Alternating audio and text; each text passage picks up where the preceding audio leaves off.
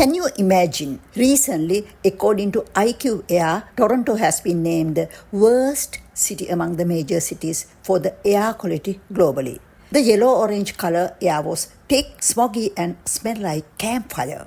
The rating came with an orange warning from the federal government, cautioning all residents to stay indoors if possible, regardless of whether they are part of a vulnerable group or not. If you had stayed some time in outside, you may have experienced sore throat, headache, burning watery eyes, coughing, wheezing, etc.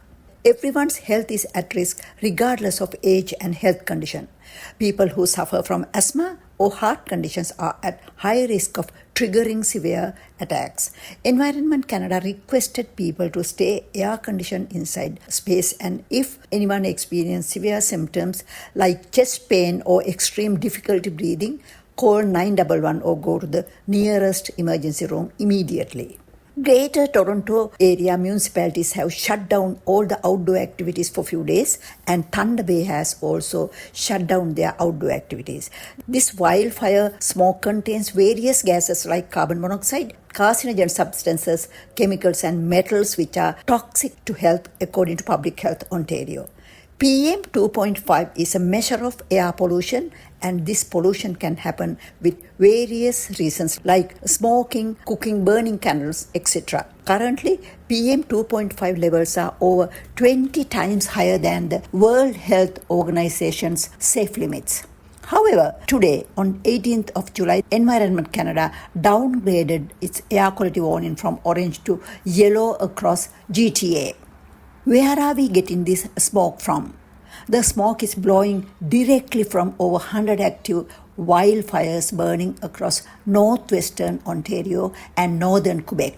Northern Ontario wildfires are located roughly 1,200 kilometers north of Toronto, primarily in northwestern Ontario near Thunder Bay and north of Lake Nipigon. A single fire started on July 12th in Wabakami Provincial Park has spread to 200 wildfires across Ontario as of 17th July, and 80 of them are not yet under control. This is one of the most serious fires in decades, and the forest area is almost twice the size of the city of Toronto. 15 communities have been evacuated in Northern Ontario. Northern Ontario's temperatures have been broken the records of historical hottest temperatures with 40.7 centigrade, and Tuesday the 14th was Toronto's hottest day in 15 years. CN Rail freight train was surrounded by fire. However, it escaped without any fatalities. More than 800 fires of forest across Canada have burned 1.9 million hectares of trees, according to NASA Observatory data as of July 14th. Amid Canada's wildfire crisis, our southern neighbour has responded with threats of higher tariffs. This reaction shows a misunderstanding of how wildfire smoke spreads across borders. We truly understand that it's a hazard condition and would cost money to the United States, but natural disasters are not anybody's responsibility. US can't blame Canada, as Canadian authorities are trying its very best to control the fire.